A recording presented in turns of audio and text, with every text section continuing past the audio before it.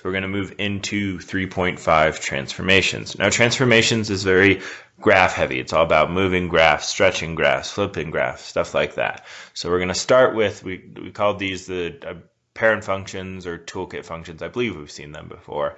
I call them parent functions. That's just kind of how I learned them.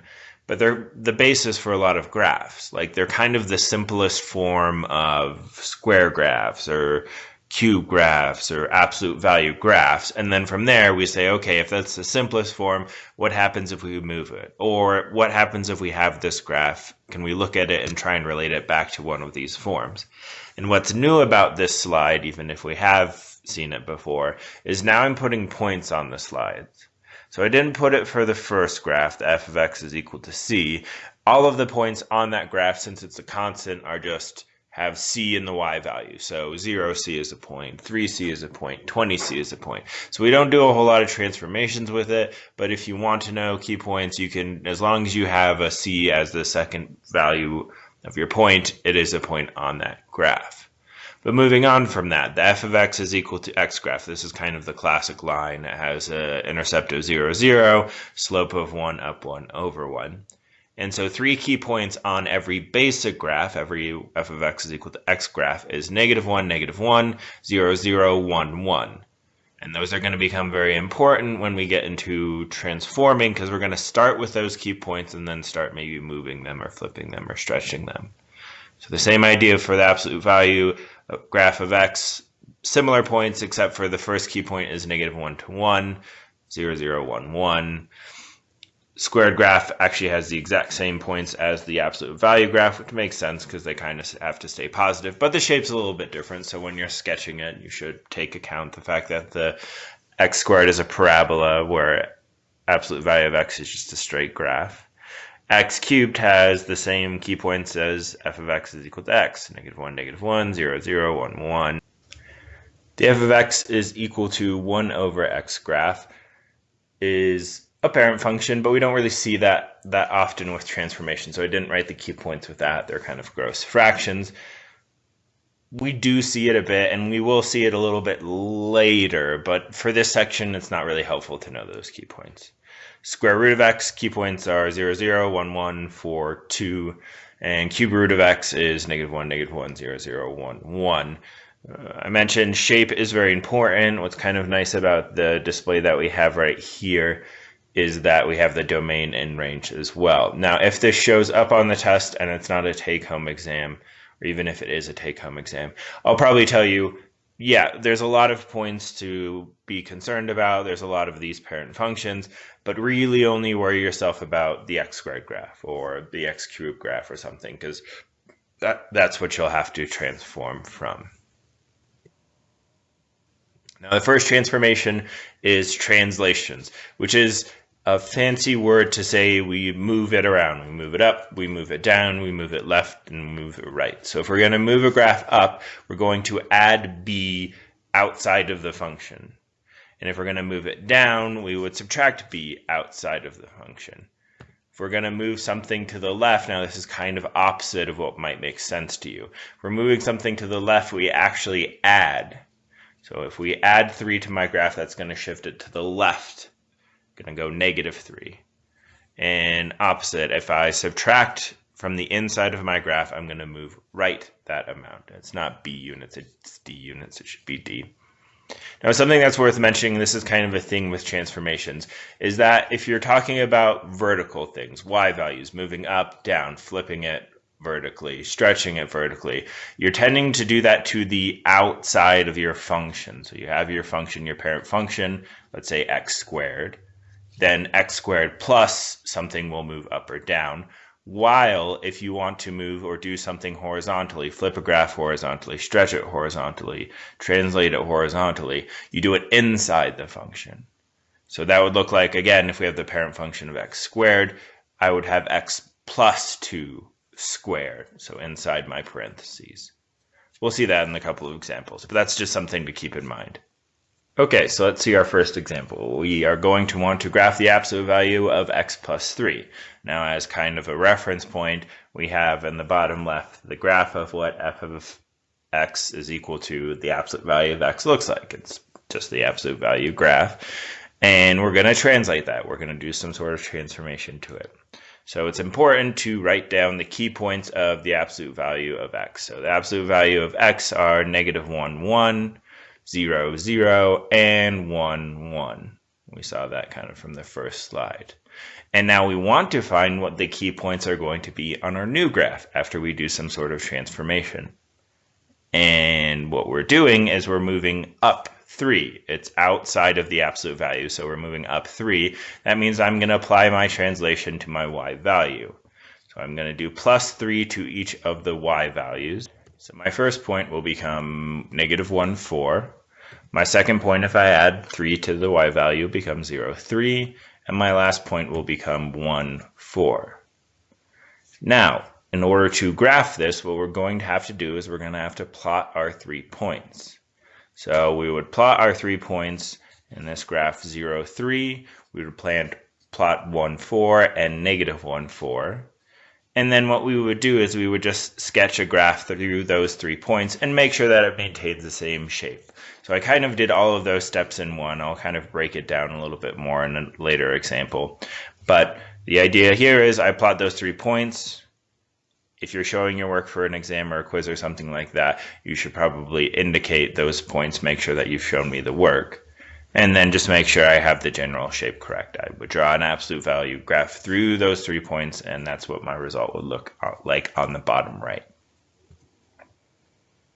Now, some other transformations we can talk about are reflections and stretches and shrinks. So as far as reflections go, it's always going to be we're multiplying by a negative. And again, it's kind of this inside-outside type of thing.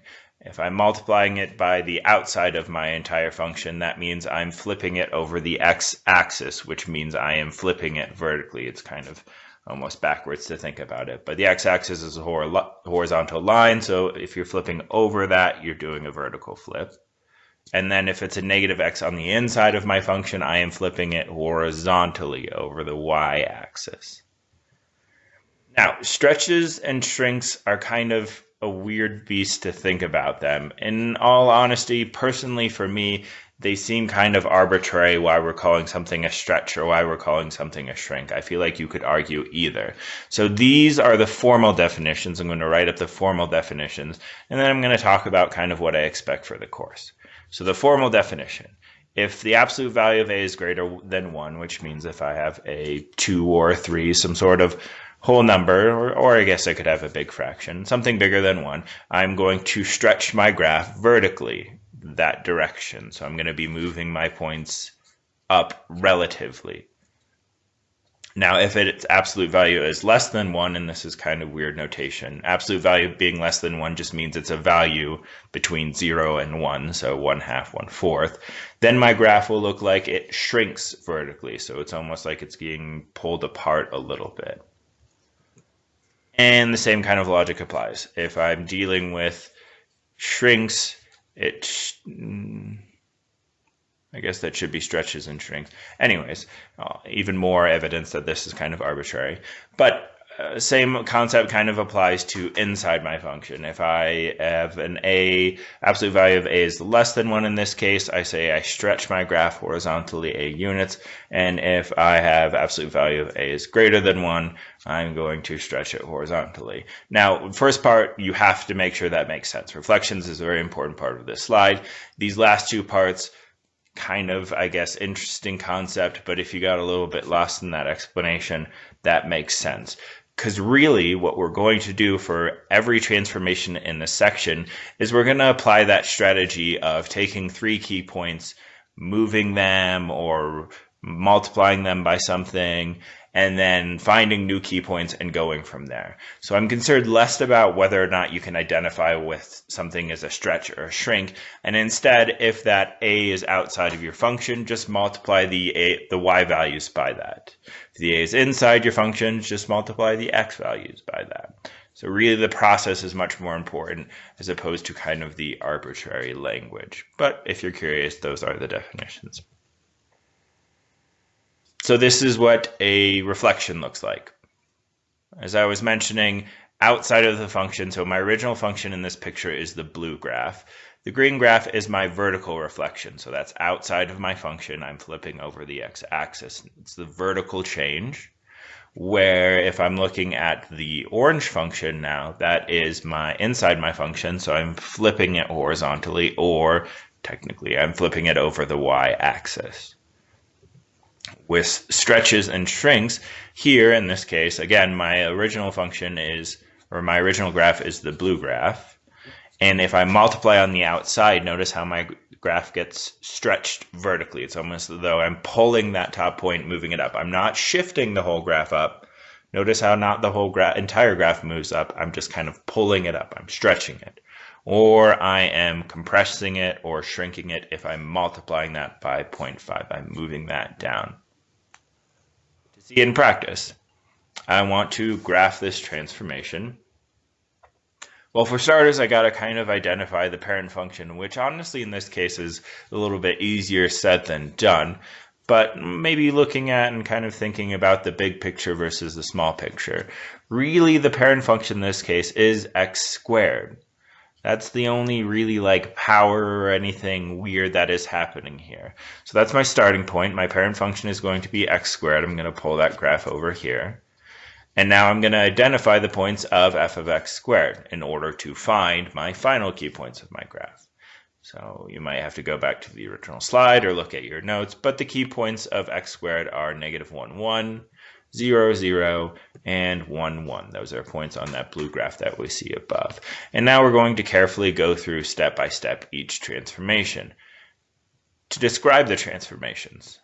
And again, the describing of stretching and shrink I'm not too worried about. But I am concerned, okay, so we go order of operations. I'm shifting left 2. I'm going inside the parentheses. I'm shifting left 2. That's my first transformation. My second transformation is I'm going to reflect it over the x-axis, and I'm going to stretch my graph of a value by 2. But as far as I'm concerned, if you wrote on your test, I multiply by -2, great, because that's what you're doing in the process. And maybe I should have been a little bit more specific. I'm going to multiply the y values by -2 since it's outside. But yeah, that's the bare minimum, as you would say multiply y values by -2, as opposed to getting bogged down of what's the stretch and what's the shrink and really what's happening there, because that's the process. And then the last thing with order of operations is the subtraction. I'm going to subtract 1, which means I'm moving down 1. And if I'm keeping track of kind of that inside-outside logic, my first transformation is going to be applied to my x values because it is inside my parent function. It's in that parentheses. Where the next two are going to apply to my y values since it is outside of my squared function. So doing order of operations, my first transformation is shift left 2. So I'm going to subtract 2 from all of my x values. My first point will become -3, 1. My second point will become -2, 0, and my third point will become -1, 1. My next transformation, I'm going to multiply all of my y values by -2. My first point is going to become -3, -2. Second point is going to become -2, 0, and third point is going to be -1, -2. Now you might be thinking, that's weird, why'd the second value not change? Well, the y value is 0. You multiply anything by 0, you get 0.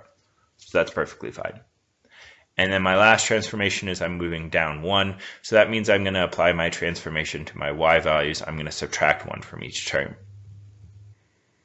So my final 3 key points are -3, 3, -2, -1, -1, -3. Now, what I'm going to do is I'm going to plot those points on my new graph. And I'm not even going to sketch anything yet. I'm just going to put the points there. So that's what this would look like.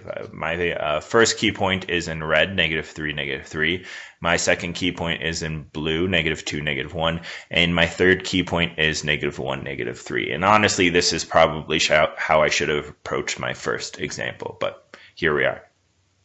Now, I know, based on my parent function, what the general shape looks like. So at this point, I'm just going to draw a graph that goes through those 3 key points and has the same shape as my parent function. And it might be a little bit helpful to, I guess, think about what we described as a transformation. I know at the end of the day, I'm going to have a parabola that's moved around, and since it's reflected, it should be upside down. And in fact, that's what this is. I kind of expanded it a little bit, so it might look a little bit different. But that's what this graph is. Just parabola, upside down, -2, -1 is my middle point, -3 is my first key point, and my last key point is -1, -3. Okay, one last slide. Now what we want to be able to do is we want to be able to look at a graph and put it back into an equation. So what we have here is we've got to kind of identify pieces of information. The first piece is, well, what's my parent function? Parent function is f of x is equal to the absolute value of x. Pretty easy to recognize. It's kind of the standard. Has a super sharp point on it, so none of the other parent functions really have that, so there can't really be anything else that would meet that requirement. Now, as far as transformations go, when I'm talking about that point of my graph, originally when I'm dealing with the parent function of absolute value, the point is at 0, 0. Now it has been moved, and it's been moved to the left 2, and it's been moved up 1. So those are my translations, left 2, up 1. But that's not the only thing that's happening. Normally my graph is facing up. Now it's opening downwards. So that's going to tell me that I'm going to have a reflection that's vertical. I'm going to multiply the outside of my parent function by -1. And then the last thing, and this is honestly kind of the hardest thing to see, but normally this graph, I have my key points. My starting point is at 0, 0. In this case, it's at -1, 1. But then the next key point is up 1 over 1 from it. There is like a slope of 1, essentially. Well, here, if I try and see if that slope's the same, okay, well, let's look. -2, 1. If I move down 1 over 1, that's not on my graph anymore. So instead, I have to move down 2 over 1 to get to my next key point, which means that instead of having a slope of 1 or having nothing in front of my absolute value, now I have a slope of 2, so I'm going to need a 2 in front of my absolute value.